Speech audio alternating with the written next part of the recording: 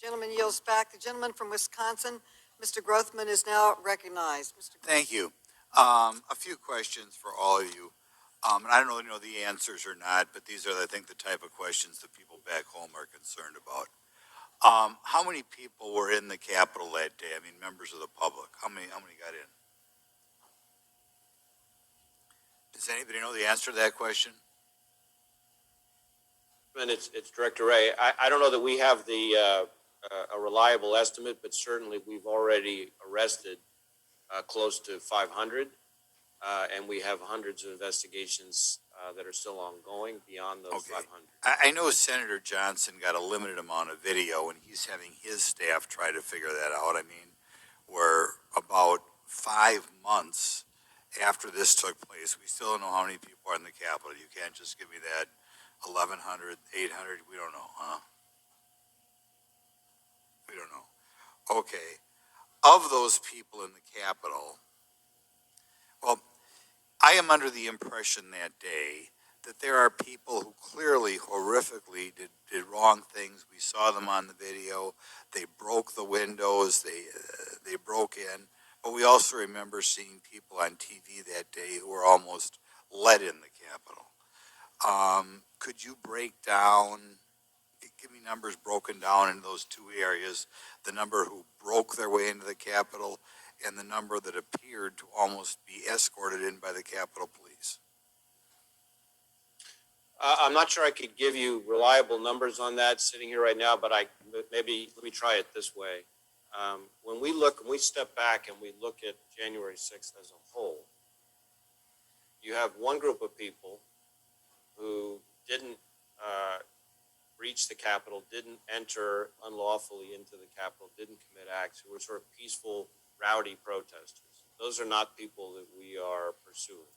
There's a second group, smaller, but still very sizable, who were in the moment engaged in all sorts of criminal behavior of the sort that you're describing. And those people are being prosecuted for a variety of offenses. And then there's a third group, which, while the smallest, is by far and away the most serious. And those are the people who were clearly coming with intent to commit very serious mayhem, who brought all sorts of weapons and protective gear and other things with them. And those are the people who face the most serious charges. And so I sort of look at it as a kind of inverse pyramid, with the most serious people being the smallest group, but all of them it's a sizable number. Obviously, we've already indicted 30 something for conspiracy charges alone. And as I said, I want to focus a little bit on the people who didn't do any physical damage, didn't engage in any physical contact with the police, and at least appeared to me that day to be allowed in the Capitol. Are there people like that? Like that who were in the Capitol? Correct. As I recall watching TV that day, there were people who, it appeared, were walking in the door, and it appeared as though the Capitol Police, perhaps out of exhaustion for whatever motivation, allowed people to walk in the Capitol. Are there people like that? Well, at any given moment, you might have somebody caught on a particular stretch of video walking along in a way that's unremarkable. I really can't speak in a broad categorical way about intent of individual people back home are concerned about a certain class of person. I want to know whether you feel these people existed. Were there people allowed in the Capitol who didn't engage in any physical confrontation or do any damage, and just wound up in the Capitol, breaking the law, but they would have no way of knowing they're breaking the law?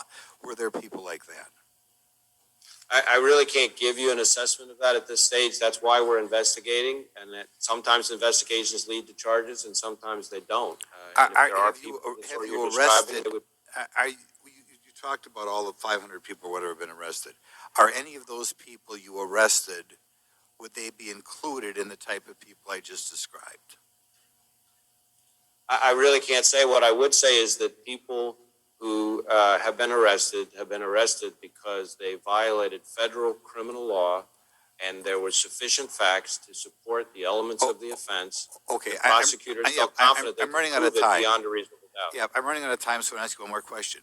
were people arrested who walked in the Capitol, perhaps had no reason to know they were breaking the law, and were, as one Capitol policeman described it to me, just milling around. Were people like that arrested, and are they still in jail? Can't speak to any specific case, so I'm really not sure that I Well, can even answer the one, question. We've just- had 500 arrests, and they range in all sorts of variations in facts and circumstances.